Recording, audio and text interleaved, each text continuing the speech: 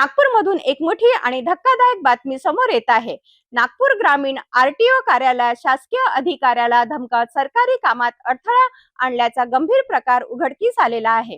या प्रकरणात एजंट पवन अरोरा उर्फ चिनी अरोरा यांच्या विरोधात कपिलनगर पोलीस ठाण्यात गुन्हा दाखल करण्यात आला आहे।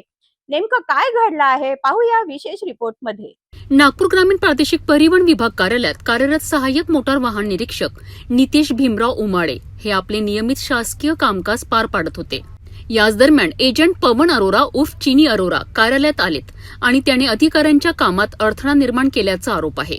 इतक्यावरच न थांबता आरोपीने अश्लील भाषेत शिवीगाळ करत अधिकाऱ्याला जीवे मारण्याची धमकी दिल्याचे तक्रारीत नमूद करण्यात आले आहे। या घटनेनंतर नितेश उमाळे यांनी कपिलनगर पोलीस ठाण्यात धाव घेत तक्रार दाखल केली आहे। तक्रारीची गंभीर दखल घेत पोलिसांनी आरोपी विरोधात गुन्हा नोंदवून पुढील तपास सुरू केला आहे।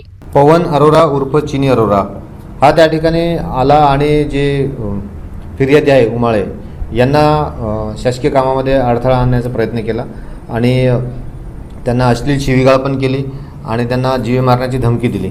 त्यावरून काल त्यांनी रिपोर्ट दिल्यावर आम्ही तात्काळ त्याच्यावर गुन्हा दाखल केलेला आहे। कलम 296, 221, 351, 2 आणि 352 BNS यानुसार गुन्हा दाखल करण्यात आलेला आहे।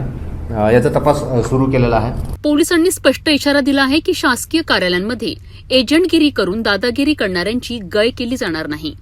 नागरिकांनी अशा कोणत्याही गैरप्रकाराची माहिती तात्काळ पोलिसांना द्यावी असे आवाहन प्रशासनाने केले आहे। मी नागरिकांना आवाहन करू इच्छितो की अशा RTO ऑफिसच्या किंवा दुसऱ्या कुठल्याही प्रकरणामध्ये असे एजंट जे कोणी असतील आणि आपल्याकडून ते पैसे उगवून घेत असतील आणि शासकीय कामाच्या मध्ये त्यांनी पैसे घेतले असतील तर तात्काळ डायल 112वर फोन करायचा किंवा जवळच्या पोलीस स्टेशनवर फोन करू शकता। माझ्या मोबाईलवर पण आपण फोन करू शकता। असा कुठलाही प्रकार खपवून घेतला जाणार नाही। या घटनेमुळे नागपूर RTO कार्यालयातील सुरक्षेचा आणि एजंटगिरीच्या वाढत्या हस्तक्षेपाचा मुद्दा पुन्हा ऐरणीवर आला आहे। तर नागपूर RTOतील या प्रकरणाने अनेक गंभीर प्रश्न उपस्थित केले आहेत। या प्रकरणात पुढे काय कारवाई होते याकडे सर्वांचे लक्ष लागले आहे।